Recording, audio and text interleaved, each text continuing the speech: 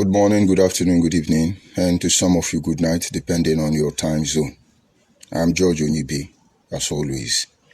This morning, I want us to quickly review a message I simply titled, "The change we are expecting will begin the moment every Nigerians begin to look inward." You see, during the moment the foundation of our country, Nigeria, was laid, a lot of issues occurred. We're not going to look into the conspiracy theory. We're not going to look into other fraudulent activities that actually conspired on the eve of independence. But of course, as you all know, every Nigerian with eager expectation is waiting for this change which is inevitable. Change from bad to good. Change from poor to rich. Change from bad governance to good governance. Change in a positive direction. That is what I mean. But you see, for this change to start, for this change to begin, every Nigerian, home and abroad, this is a call for you to look inward. And of course, if I want to interpret the mindset behind looking inward, I could present it in 4 different contexts. But for the sake of those who may not be able to understand what I'm saying, I will see how I can be able to bring it down where every lame person will understand. We need to begin to look inward as a people. And then this change we all longing for, we desire, will start. But let me explain to you first of all how the change will begin by telling you a story why the truth is referred to as naked. You see, there are 2 close friends, very, very close friends. One name is lie and the other is the truth. The lie and the truth were very good friends. And for some reason, they decide to travel around the world. And they started from the forest. From the forest, they moved into the desert. And by the time they left the desert and moved to the ocean, they were exhausted, almost dehydrated. They were very dirty and they needed to freshen up.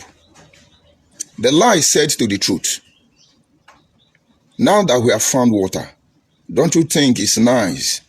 We'll freshen up, drink water, have a rest, and then we can move into the city because we're almost at home." The truth said, "Good idea."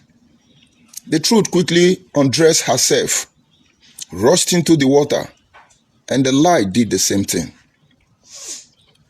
And then while they were having their bath, the truth had enough of soap, detergent in her face, and so she was not seen anymore. She was interested in cleaning up herself. But what the truth did not know at this moment was that the lie from beginning had been envious of her garment. The lie needed the garment of the truth by every means necessary. And so the moment this opportunity came, the lie saw that the truth could not see anymore because of the soap in her eyes. The lie sneaked out and took the garment of the truth and disappeared. The unsuspected truth continued to have her bath until she was done. She looked around and couldn't find the lies anymore. She was worried, turning everywhere around to see if he can see the lie, all to no avail. The truth now concluded, "Let me dress up and go to the city now that we are close to the city and get help to search for the lies." And that was when it dawned on the truth that her garment had been stolen by the lie, which means nothing happened to the lie. The lie must have run to the city. But now the truth is stranded and had only 3 options to move on. It said that she stay by that waterside because she's naked until somebody brings clothes for her, which is not very sure how long this will take, and she may die of hunger or other attacks. Or the truth will decide eventually to go naked to the town or take the garments of the lie that was left behind. If the truth decide to go with the garment of the lie, the truth will be compromised. And so the best option for the truth is to go naked. And so the truth went naked to the town looking for her garment. And the moment the truth entered the town, everybody started rushing after the truth. Oh, look at this naked woman. They were making mockery of her. Look at the naked woman. Everybody from different directions, they want to see a naked, beautiful damsel. This is a disgrace. This is a letdown. But the truth must pass this process if she must get her garment back. And then the lie, on the other hand, who was parading herself as the truth all over the town, saw people running towards a particular direction. And she too wanted to know what was going on. And the moment she was able to pierce through the crowd, and the eyes of the lie and the truth jammed together. And the truth said to the lie, why did you take my garment away? Give my garment to me. And then the garment of the truth was restored, and thereafter. And so each time the story of the naked truth is concerned, this is the mindset behind that naked truth. And so if you have the truth at your disposal, you refuse to say it, you will die behind the sin, and everything you represent would have been dead.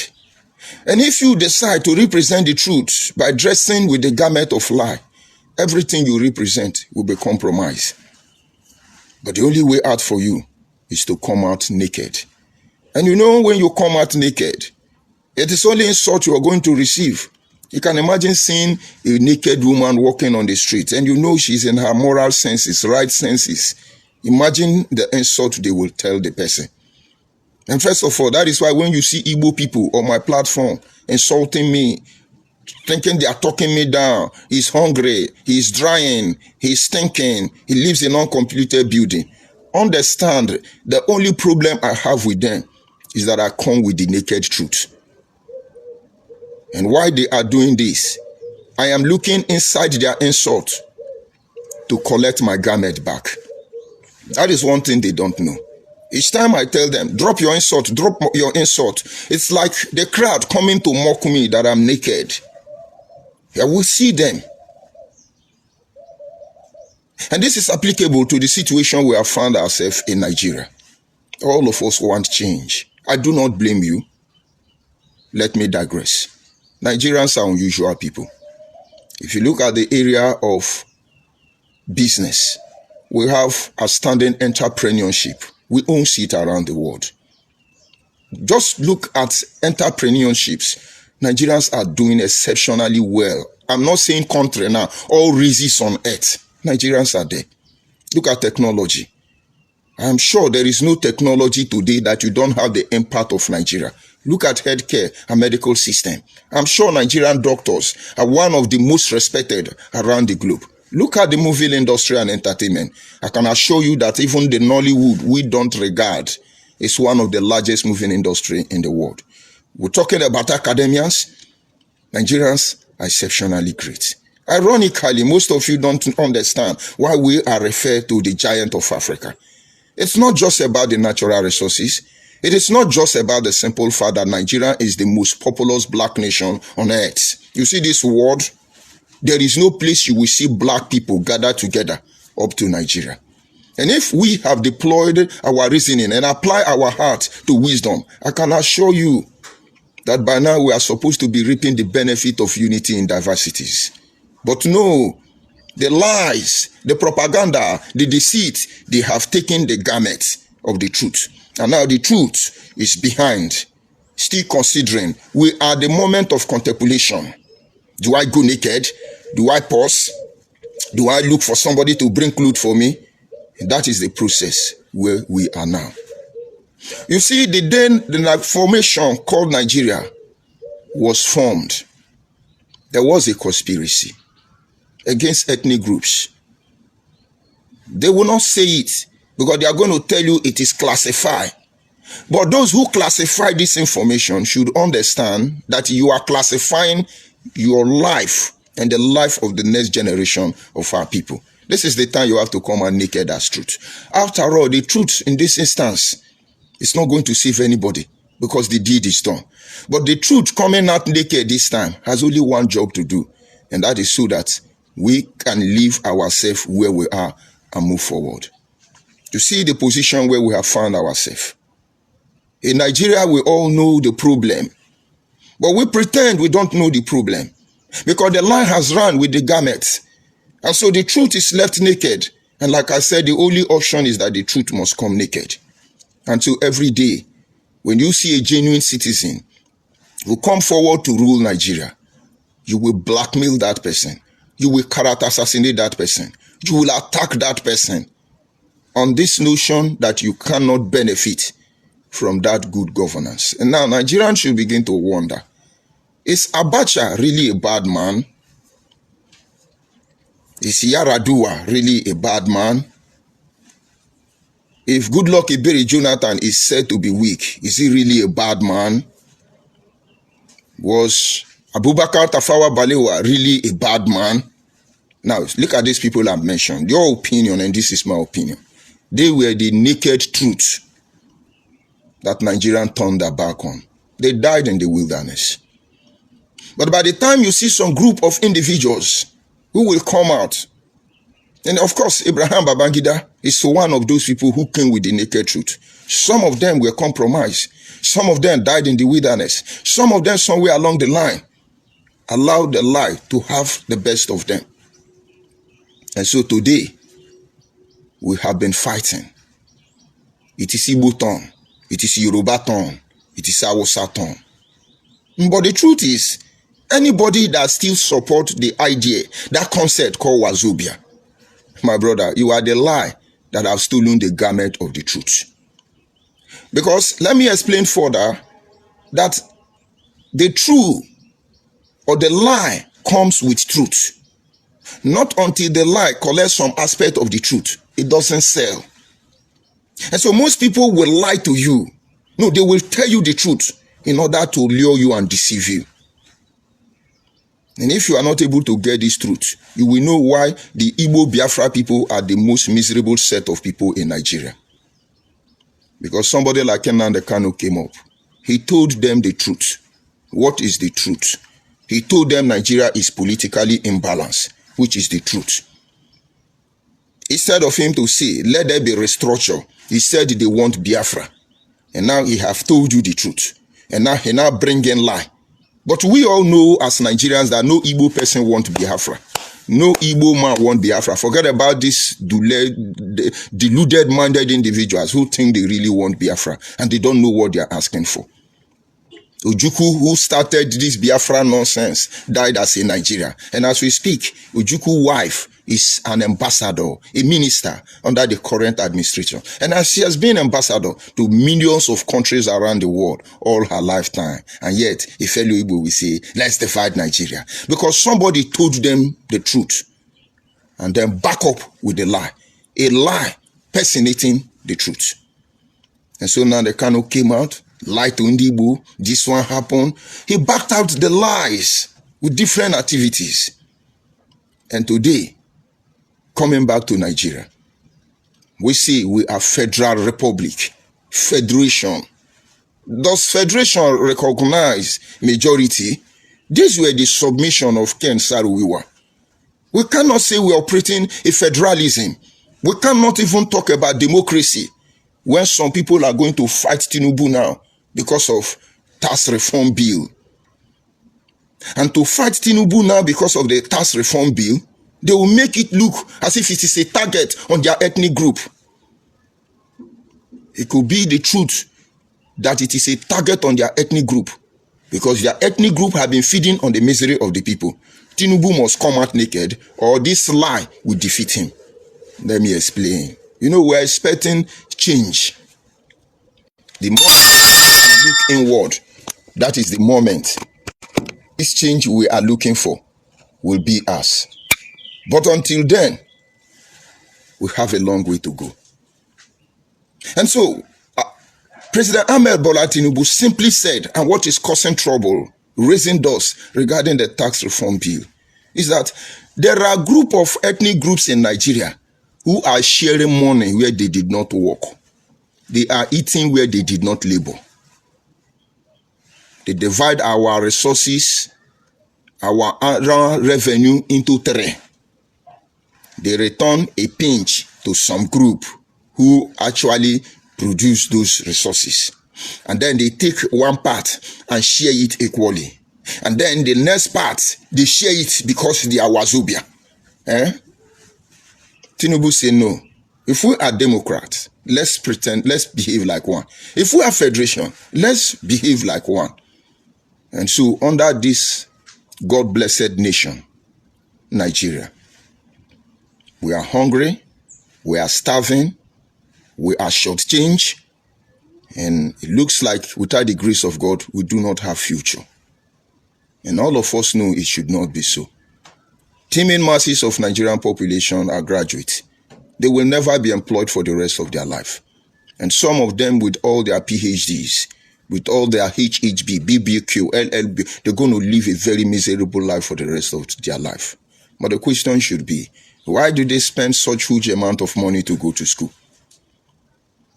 But the truth is, they are not going to school because they know they are going to get employment. It's just ensuring that preparation should wait for opportunity. Without that, what are we going to school to do? And this is our Nigeria, where we can create work for our people, where we can create employment for the teeming masses of youth. Do you know the power of strength this nation possesses when it comes to youth? And now, about 50% of them now are doing yahoo yahoo.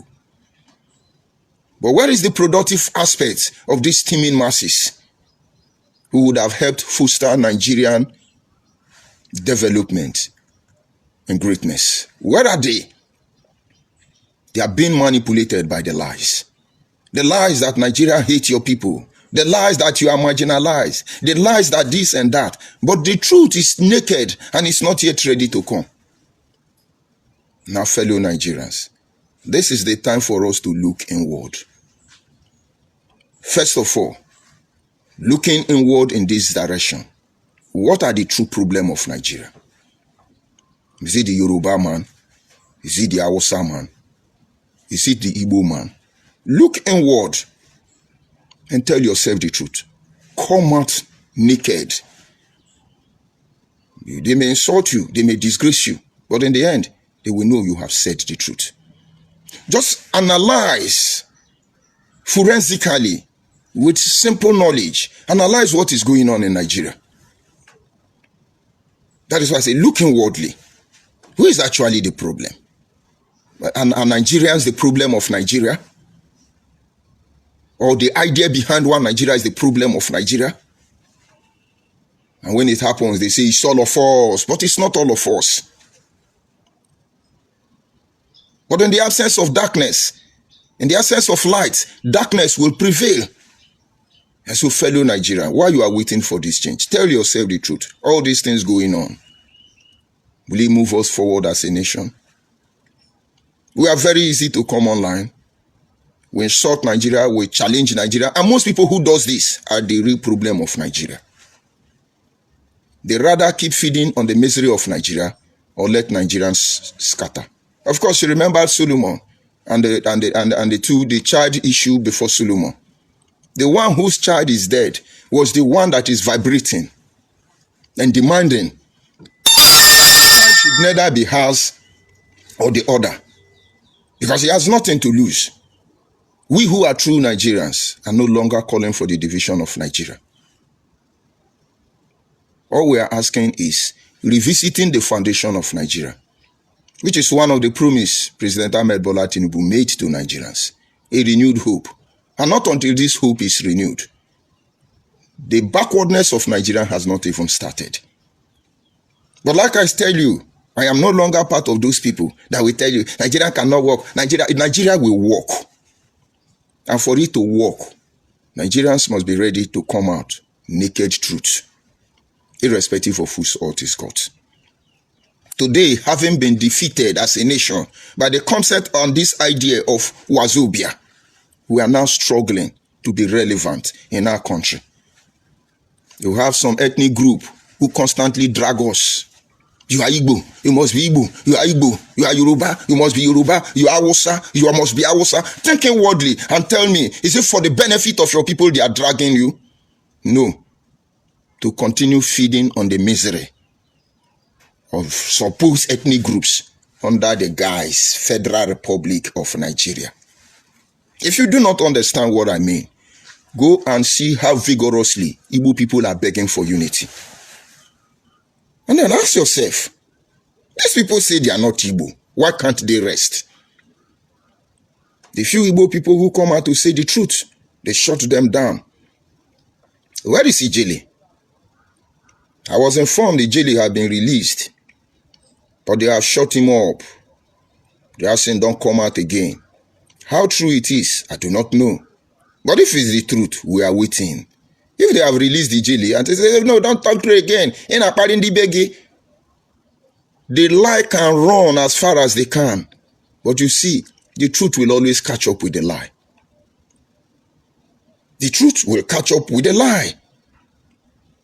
There was one Igbo son who was not happy about the hopelessness of Igbo Biafra people. He confronted them loggerhead. Pastors like Ebuka Obi joined them. Where is Ijele? Or you people think we are not following up what is happening in Ijele? Ijele remain the class of Igbo people that can tell us, let's build Nigeria, and we take them serious. Because we know that majority of the Igbo Biafra people want to maintain the status quo of Wazobia, to be getting their own lion's share out of the resources they do not offer anything to the country. But they say they are more superior. They say they are more intelligent, and we can't see anything. In our communities, in our own states, we allow them to even vie for political position. In our states, in our region, we carry them along. We allow them to express themselves. But the bitter truth now is that they don't allow any other ethnic group to express themselves in their place. But this is the bitter truth. And they will come and say, oh, you hate Ndibo, you hate Ndibo. One of them told me they will take me to Abuja. That once my work, go and check the comments on my last post I made. Once my work on social media become a threat to Ndibo, they will take me to Abuja. And I was like, wow.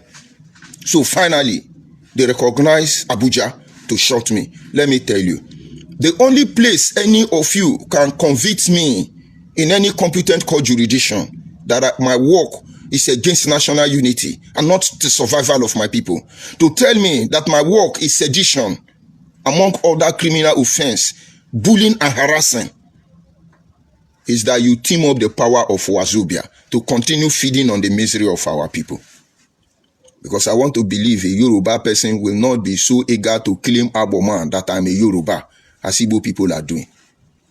And when we say we are not Igbo, people like Pastor Ebuka Obi, who remove one progressive-minded Igbo people, Ijele speak, we say we are Efulefu, we are brainless people, we are Ndua Liveri, because I say I am not Igbo. We didn't take them to Abuja because we don't have a voice. We've been making effort to make our region relevant in Nigeria. We know the challenges we are going through the CAC and others. But this is not issue to be discussed. But if it were to be Yoruba, Hausa or Igbo, Wazobia, boom, they endorse it at once. But like Bob Marley said, how long shall they kill our prophet? Why will stand beside and look? How long are they going to be feeding on our misery? And yet they pretend they are the ones suffering from one Nigeria. I don't talk to Yoruba in this instance because you have Tinubu trying to renew our hope. I don't talk to Hausa people now, despite the fact that there are some of them who say that they don't drink beer, don't sell beer in my place. And we that are drinking beer and selling beer, they still want to collect lion share from beer money. So who is the criminal here? But I don't talk to them because they learned from the Igbo man. They learn from the Igbo Biafra people. And now this is the truth we come to tell you. A true federation does not know majority or minority. A true federation gives equal opportunity to every citizen. This is fairness and this is equity. And invariably, it amounts to justice. Let me explain further, maybe you understand. When you talk about equity, by explanation, it simply means giving ability to the disability in order to measure with equity. Which can English be this one? When you talk about equity, it means that if we are supposed to look through the fence to be able to see the future, and the fence is 10 feet high, and then I, as Igbo man, I am 20 feet high. I don't need a stone to climb to see through the fence into the future. And then the Yoruba man, for instance, is 30 feet high. Before a fence of 10 feet, the fence looked like a dwarf to the Yoruba man. They could see into the future without issues. And let's say the Hausa man have 11 feet height. Of course, before the fence of 10 feet, they could see into the future of our Nigeria. And then the standard for seeing into the future of Nigeria is just 10 feet. And then a German is now 9 feet. And then a Bibu, Efik, and Anan is just 8 feet. Idoma, Gware, maybe 6 feet. And then before my people, maybe Abo people are 2 feet. And now, before a wall of 10 feet, it becomes impossible for us to see into the future of this nation. That is why minority are left in the dark. But if indeed all of us are Nigeria, irrespective of our height, the equity now means that they should walk table for us. So that all of us, at least, can be able to see above the fence and see what the future of Nigeria holds for all of us. Let us look inward and consider what I have said. And so today in Nigeria, minorities don't know what the future holds for us. And it is dangerous if we keep quiet. The naked truth is that we need to begin to demand for equity as minority, whether minority in the north, whether minority in the west, or minority in the east. Let them stop talking about equity. Let them stop hypocritically projecting fairness when they have denied its true definition. Because we carry the truth. Just watch the comment section. You will see Igbo people there. Idiot, useless man, hopeless man. You will never see Yoruba person. You will never see Hausa person. Even when I drag them, you won't see them insult me. Because they understand I'm entitled to my opinion. I'm only appealing to the conscience of our people. Maybe they will understand. We need to look inward, one-on-one. Our work as Nigeria. Has it created the enabling environment for foster unity? You that is in my village now selling drug. You that is in my village now trying to control my economic space individually. Let me tell you, maybe you so that you understand. I placed a product online and I said, this product is for sale. And people started calling me. How much did you put it? For instance, I said 1,000. The person said, no, I will buy it 500. I said, no, it's 1,000. And that very first day, more than 100 persons called me. I told them 1,000 and all of them priced it down. And then towards evening, one of them called back. I said, I'm going to buy that and keep it for me. I will be traveling to Delta State, Warri, and then I will come back in 3 days. Please don't sell it. Please. Once I come, I will pick all of them. I said, okay. And after then, nobody called again. I kept quiet. And then like a week later, the same people started repeating the call, pretending to be different people. I saw this thing online. How much did you say you are selling it? Now, they are trying to frustrate me. So if I want to sell that property under pressure, I need the money. I will just sell it off. And then later on, I discovered that these Igbo Biafra people even have a platform where they do this buying and selling. They're controlling us there already. So one will say, somebody, they sell this thing, so please. All of them will gather and be pricing it. Already they have decided how much they will buy it from you. So no matter what you do, except somebody incidentally, coincidentally, who need it, meet you. If not, you will not sell it. They running cartel against everybody. Those of you who come from abroad now, most of you will sell your vehicle when you are going back. Believe me, if you don't see the direct buyer that you want to sell it to those dealing on car, they have a union already. They will mesmerize you. The more you leave it, the more it becomes, the value begin to drop. And so somewhere along the line, this is the time where that plan work. And then you are a fellow Nigeria. Or you are thinking of how to undo another Nigeria. You know, tell me in your mind, you think you are going to have peace in that community by the time we finish exposing you people? Will it add to Nigerian problem or will it reduce Nigerian problem? You see, everything that has been hidden from us, it's now clear. We can see the rain is over. And so our work here is preparing your mind to disease from this criminality. Let Nigeria attend to her true greatness. Nigeria is big enough for all of us. All this one we are doing gra. The land mass in Nigeria that is not yet occupied, the virgin land in Nigeria that nobody has visited, is bigger than the ones we are dragging. Nigeria is big enough for us.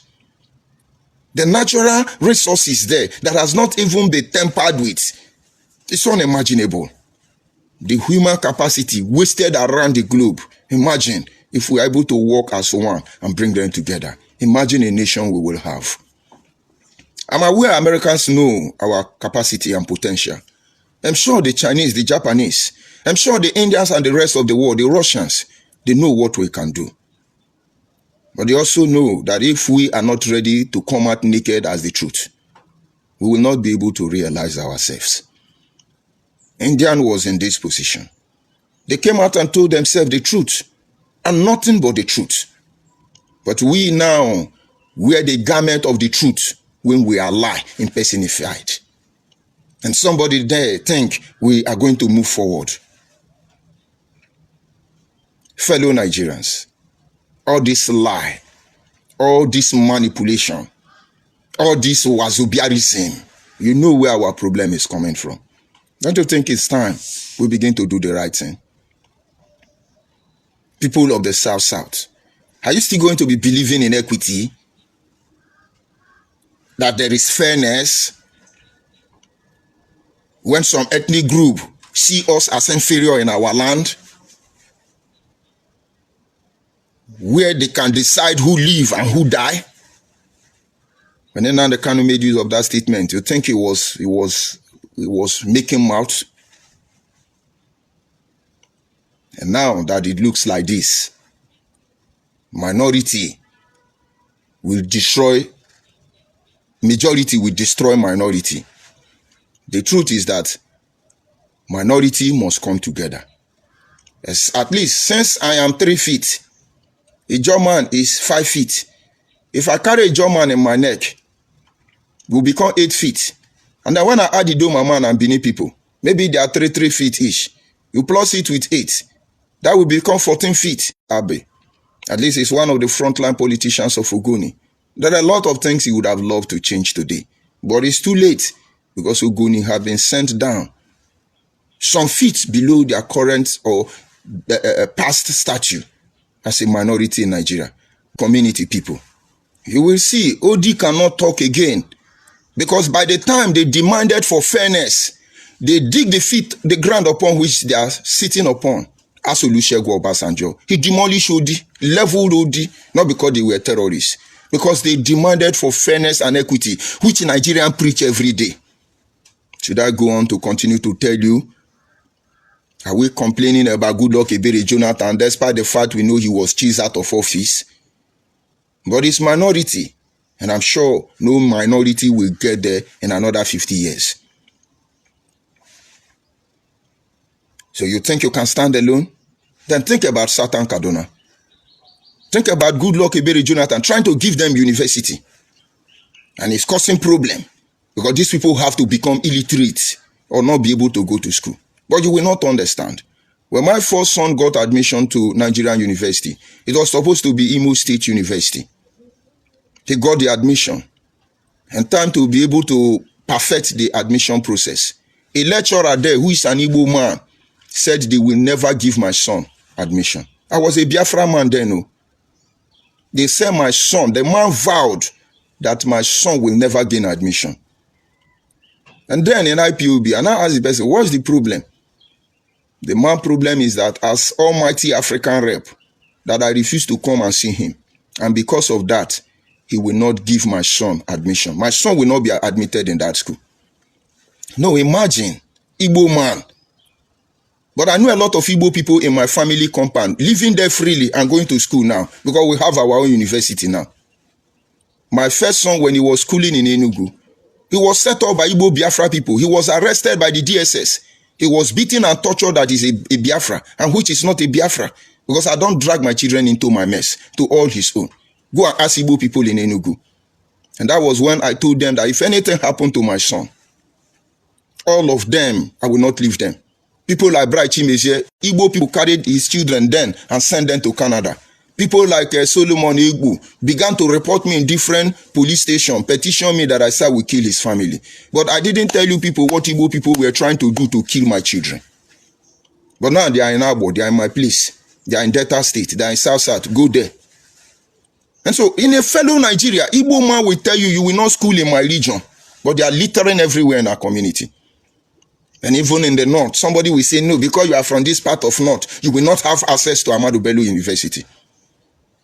And I won't call Yoruba people because I've not seen them. But of course, in their own, they know how to favor their people more than the other tribes. I will not want Nigeria again. This is the naked truth.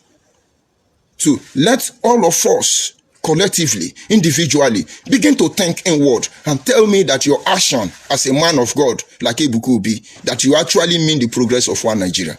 Tell me that your action as a politician like P2B, that you actually want the progress of one Nigeria.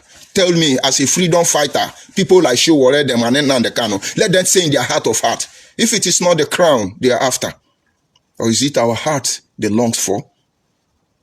Now, if you don't see this truth nakedly, the lie will become the truth. This is the position we have found ourselves.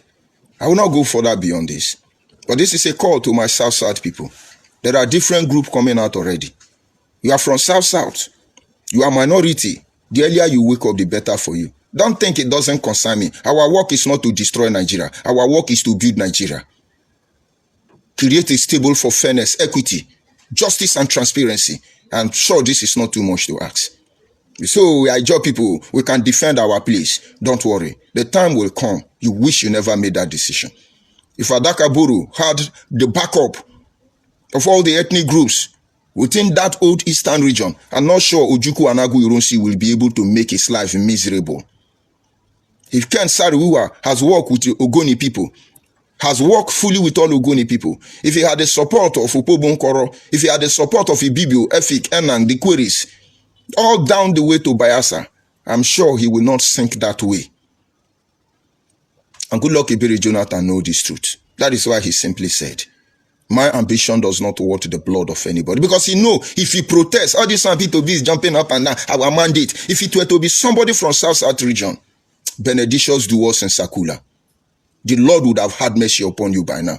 Where are the South people who they say they steal money? Are they not all languishing in jail? Have you forgotten what happened to Iburi? Have you forgotten what happened to Alamesie?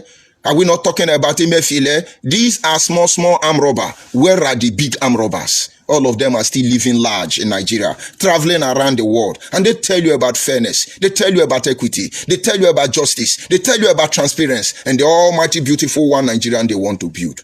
And let us think inward. It is a call for South people. We need to wake up. We need to have a voice in this country. It's just that Igbo Biafra people can't control themselves. But they are the physical experiment of the real deal.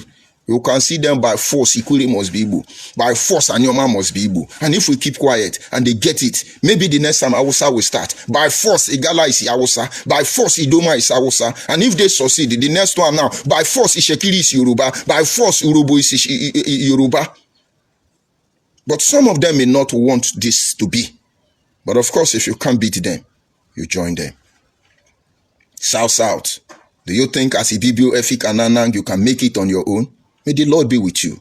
Wakrike, Kalabare, Okrika, all of you, you think on your own you can still make it? We are region now. We should come together and strive to develop our place. Before you know now, Igbo Biafra people will declare sit at home here. We can't do anything because everybody is talking on his own. Have you not seen the fight between Wiki and Fubara? Have you not seen the people who are trying to hyper Fubara? Because they feel Wiki is enemy of Undibo in their imaginary mind. I may not agree completely with Wiki, but know that whatever happens, we the people of South, whether you are Wiki enemy, whether you are Wiki friend, we are solidly behind Wiki. And of course, we are solidly behind Sem Fubara. If we cannot settle them, we will not join anybody to kill anybody. If Wiki and Fubara cannot settle themselves, let them continue to fight until they are exhausted. But we will not support anyone against anyone. But any external influence coming to hypertension to create confusion in our region, we will checkmate you. We don't want to know the purpose you are doing it from. Because after all, Igbo people say on Mondays they are sit at home. President Ahmed Bola Tinubu have not opposed them. No region has challenged them, despite the fact that all of us are suffering from this, they are sit at home. Because they believe they have exclusive right to that place. And that thing that gives them exclusive right to their region. Would it not have given me exclusive right to my region? But here they want you to think your region is useless. And they mock you. Rubbish South, useless shout. Even sponsoring our own people to talk down on their own people. In here, this is where I bring the broadcast to the end. If you will understand, you will understand. If you will not understand, I can talk from here till tomorrow, you will not understand. Let's go to the comment section so that I recharge my battery with insult from Igbo Biafra. Because that is what keeps me going. Let's see the people who are there. And let me absorb the insult. I see different Blackie. Good morning from here, different Blackie. I see good luck. I greet you, good luck. Uyi, I greet you. Good luck. I greet all of you. Of course, I think it look like the Igbo Biafras are getting sense because I didn't see any of the insult here. But does it mean they don't have data? They will get data. When they get data, let them come. You can imagine. With all the potential, with all the opportunities we have to make this world, not even our place, the whole world a better place. When Nigerians enter anywhere, they're supposed to respect us. Some group of individuals fighting for something that don't exist. They're making mess of all of us. Making mess of all of us. As if that is not enough. Now under our watch, they want to destroy us. It's a good thing. First time in history that I'm doing broadcast. No Igbo Biafra man is here. Amen. Amen. Praise the Lord. Yeah. The miracle is working already. It's like they are getting sense. That is why we have to deliver those of them that don't have sense. Because before now, as I come on air, when these people insult me finish, my brain go dey blow. My brain go dey breathe. Only my head go dey breathe. Boom, boom, boom, boom. I say, no, brain, if you like, boss, but I must come out naked. Finally, they are running. Igbo Biafra. Finally, you people are running. Hey, we shall see tomorrow. Maybe they will come and drop their insult on my comment section later on. But we shall still respond. Until 1 full year, I don't see any useless Igbo person insulting me on my platform. We will not leave Igbo people alone. So don't think only today. But I need your insult. I need you to check all my record. Even when I attack Yoruba, even when I attack Hausa, as the Wazobia of one Nigeria, you will never see them. You never see them respond. It's not as if they don't have what it takes. Then Sabi cause well now. Now Yoruba Sabi cause pass for Nigeria. But they hardly cause. When Yoruba want to flap you with cause, they can wipe your axe with 100 insults, cursing. But they hardly do that. But any small thing, if you live onyara, onyi beribe, onyi oshi, ona must curse me. Ndi are anding well enuchi. Ndi we janu ke botume. Have a nice